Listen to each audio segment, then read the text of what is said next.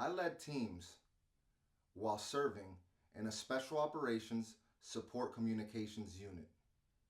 Whether I was leading a small group of soldiers on a deployment or leading a larger group of soldiers while being stateside, this video I'm going to talk about the actual weight of leadership. I'm going to give you 5 things that I've taken from my time in leadership. I'm Steve, founder and creator of Voices Beyond Boundaries. If you like my content and you like hearing authentic stories and authentic voices, please shoot me a like, throw me a comment, subscribe to my channel. It would mean a great deal to me. Thank you.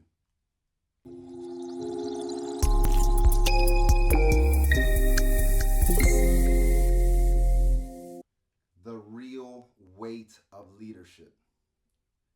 It is a weight. It is.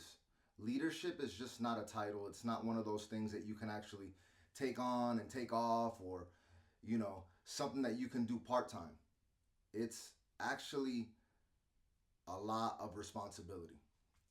Now, getting straight into this video, I'm going to give you the first thing that comes with that. Starting with 1. Leaders eat last. Leaders eat last. Now, what does that mean? I know a lot of people are thinking, is he talking about food? Yes, I am talking about food in one context, but it goes deeper than that. Now, give you an example from when I was in the Army. When I was a lower enlisted soldier and we were out in the field and chow arrived, let's say we had hot chow that arrived and we weren't eating MREs, the NCOs and officers would make sure that all the lower enlisted ate food first. They ate after all of the lower enlisted ate first. Why? Well, when you're entrusted in a leadership position and you have that responsibility of leadership, you have to take care of those that you are in charge of. If you don't take care of those that you're in charge of, what makes you think that they're going to take care of you? That's moral of the story. I've seen while serving in the military, and I've heard stories from friends, family, and I've seen it here while being a civilian, where you have people that are in leadership positions and they're flourishing, but their team is not. Their team is starving. Now you're thinking, they can just go get food.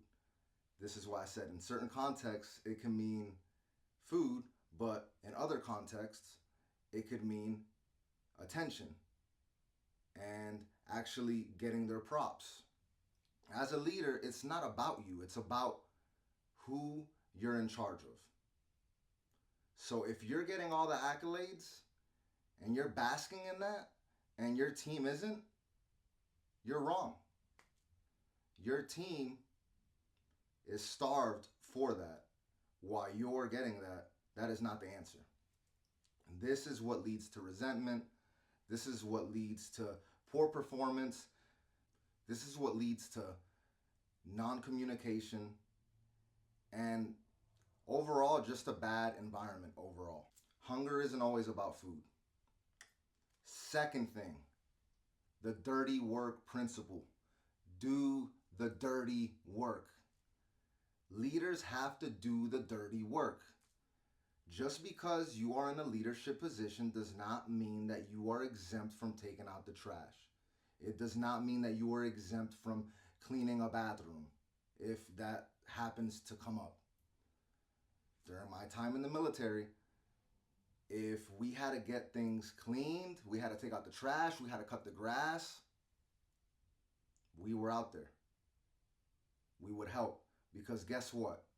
While you're sitting there and your team is doing all that extra stuff, all the dirty work, you're essentially wasting time. You're wasting time that you can actually do other things. that you can be more productive with your time with.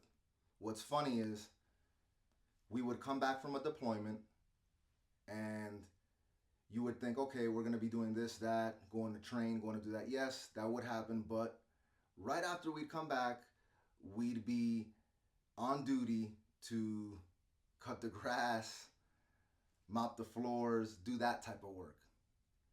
And it needed to get done. Somebody had to do it. It needed to get done. It's not the most glamorous work, but it's work that needs to get done. And a leader is not above doing that type of work. If you have to get down in the weeds from time to time, then that's just what it takes. Eat the frog. If there's a hard thing that you have to do, or there's a dirty thing that you have to do, eat the frog. It's not going to be the biggest deal. And guess what? Your team, they see more of what you don't do than what you actually do. So if you don't do that type of work when your team needs you to, they will remember that, for better or worse. The third thing, ownership without glory. What does that mean? It's pretty simple. When things go wrong as a leader, you are going to take the entirety of the blame. Yes, it could have been from XYZ, but if you are in charge of whatever it is that you're in charge of and it doesn't go right, that is up to you to sort out. So you will take the blame. And on the flip side of that token, if things go immaculately, it was because of your team. So think about that. It's one of the most selfless positions is to be a leader. But you're essentially on the hook for everything. And when things go good, you want to give praise to your team. You want to make sure that they feel like they contributed to the win. Look, while on deployment, if we lost comm somewhere, guess who was on the hook? The leader. I was. Now, if things were going smooth, you didn't hear a peep. Working in comms is one of those types of positions where when everything's going smooth, you don't get the praise and the thank yous and things like that. But when things go wrong and you're overseas and people are depending on communication, whether that be through radios, satellite communication, whatever, people are going to get upset and they are going to blame you. And it just is what it is. It's sort of a paradox. You get none of the credit, but you get blamed for everything. Funny story about my first deployment. So we had a team leader who he was very, very hard. And he didn't really show emotion, and he was just always being the way that he was, you know. And he didn't give praise. He just did his thing. And he led by example. And he took care of all of us. Don't get me wrong. He was a great team leader, right? But what he didn't do was seek adoration or credit for anything that he did. So one time we had to go do something, myself and one of my teammates, and we returned back, and at the end of the deployment, we ended up getting an award for that. We were in shock. We were like, did he put us in for this award? And it was so strange because the whole time he was teasing us, and he's like, I'm not putting you guys in for no awards. You guys aren't getting anything. What have you done to earn an award? Which, whatever, I'm there to do my job. I'm there to serve. I don't really care either way. I just want to make sure that I'm doing the best that I can. But the fact that he went to bat for us and we ended up getting an award meant everything. He was going to bat for us behind the scenes, and he didn't care whether or not he got credit for it. He just did it because that's what leaders do. Fourth thing, sacrifice versus investment. Now, as a leader, you're going to sacrifice. It comes with the role. You're going to sacrifice. And here's the thing. There'll be times where everyone has to stay late. Guess who has eyes on you? Everyone. Everyone is looking at you to see what you're going to do. Are you going to go home early? Or are you going to stay there late with the rest of your team? And I'm going to tell you right now, those leaders that sacrifice their time, it paid dividends for them because their team knew that they were willing to suffer there with them. And in turn, those men and women were extremely loyal to that leader because they knew that that leader would stay late, they would do the dirty work, they would make necessary sacrifices so that the team would know that they're not going anywhere. They would be the last one to leave. Their people would leave first. Then they would leave. That's the sacrifice I'm talking about that gets you loyalty. Look, sacrifice is noble, and it is, and that investment is a smart investment. So you're getting two things for one.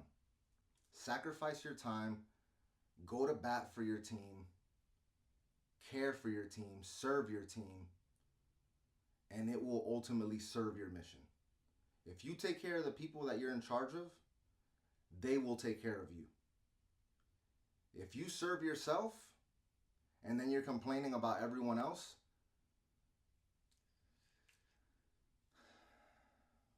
and 5, service as power. Service is power. When you're serving, I know a lot of people think in certain different ways and they're like, well, when you're serving, you're essentially, you're doing everything for someone else or for something else, but who's doing something for you? Well, the act of serving is what ends up serving you because one hand washes the other in that regard. Serving isn't weakness. It's the ultimate power move. Think about it like this. When I was in the military, yeah, I served my country. Yeah, I served for my unit. But ultimately, when we break it down, you're serving for the men and women to the left and right of you. That's what matters the most. The men and women to the left and right of you give you the reason to serve. You might not agree with any of the stuff, but the men and women to the left and right of you, they're suffering, you're there suffering with them. I take that principle and I serve my audience, my truth, which feeds my purpose. That feeds my purpose. Me giving everyone real content, authentic content from stories that I have, which ultimately will lead to where I need to be at, where I'm having conversations with people from around the world, and we all can learn from these conversations. That's what matters to me. That's my purpose.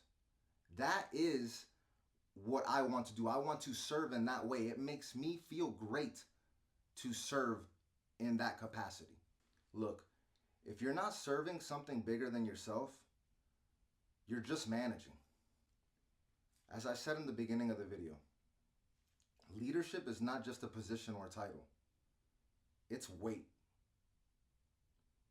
And if you're not feeling that weight and you're in a leadership spot, you're not carrying enough. Thank you for watching, and stay tuned because more content is on the way. Thank you very much for watching this video.